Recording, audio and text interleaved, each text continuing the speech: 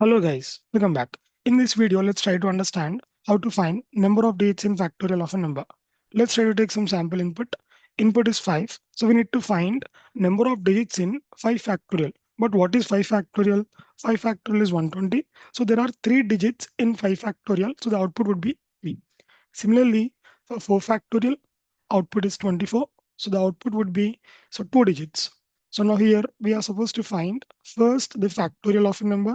Once you find the factorial, then we are supposed to find number of digits of factorial.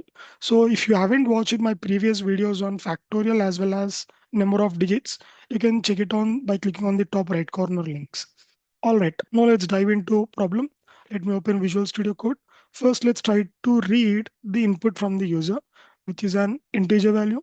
Now let's try to find the factorial. So for I in range, so we start from 2, we go until number plus 1, including our number. Each and every time we multiply our factorial with I. So once you find the factorial, then we need to find number of digits in this respect to factorial. So how do you find number of digits? So first we need a count variable which is equal to 0. Each and every time we'll be removing one digit and we'll be incrementing the count. So while fact greater than 0. So why we are writing this fact greater than 0? Because we are not sure when our number would be 0. So each and every time you increment the count value by 1 and remove each and every digit from that.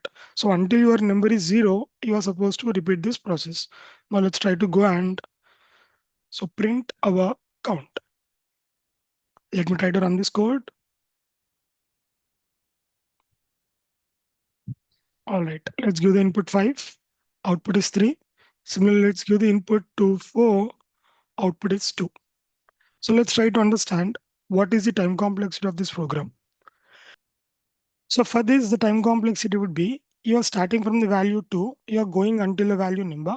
So here you are trying to observe the time complexity would be log n. So n plus log of n. So I can say time complexity would be